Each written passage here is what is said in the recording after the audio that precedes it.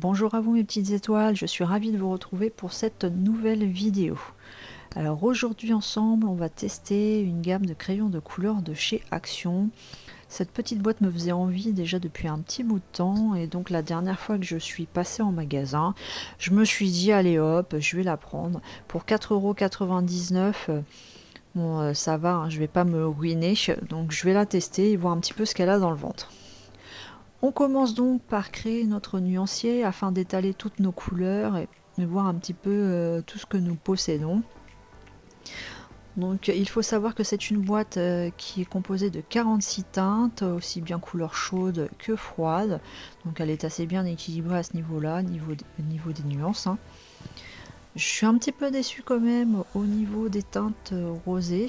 Je trouve qu'elles se ressemblent énormément, quoi. Et il n'y a pas grand chose de différence entre elles, ce qui est un petit peu dommage parce que j'aurais bien aimé avoir plusieurs teintes différentes.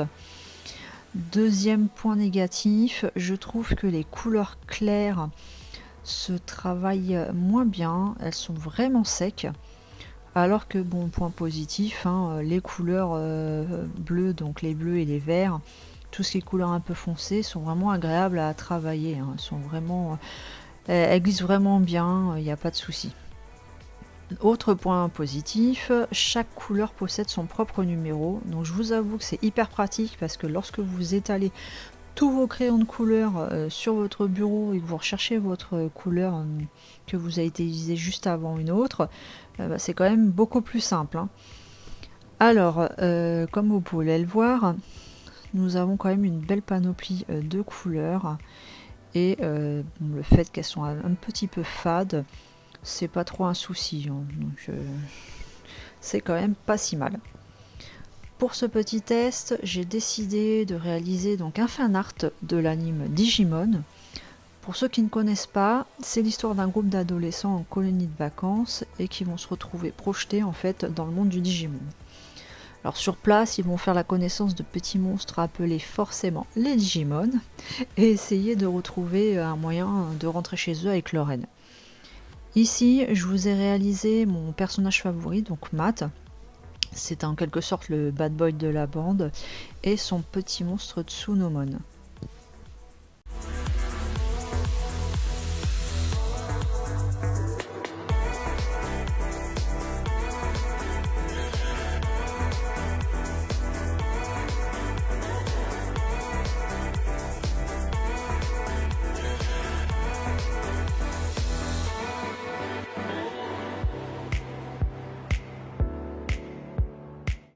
Je viens donc de finir l'ancrage de mes deux personnages et je m'attaque à la couleur. Donc comme je vous l'ai dit précédemment, je trouve que les couleurs claires sont un peu compliquées à travailler. Et donc un peu plus loin, vous allez voir que lorsque j'essaye de travailler un peu plus les ombres, que ça soit avec une couleur claire par-dessus une couleur claire ou une couleur foncée par-dessus une couleur claire, j'ai énormément de difficultés. Je sais pas comment vous expliquer. En gros, c'est comme si je travaillais sur du plastique et que je passais un feutre par-dessus. Le feutre n'adhère pas. Et ben, c'est exactement ce qui se passe lorsque je travaille par-dessus une couleur claire. Mes pigments n'adhèrent pas. Même si je suis en train de forcer comme une malade pour essayer de foncer l'endroit que je veux, il n'y a rien à faire, le pigment a vraiment du mal à adhérer. J'ai même failli passer ma feuille.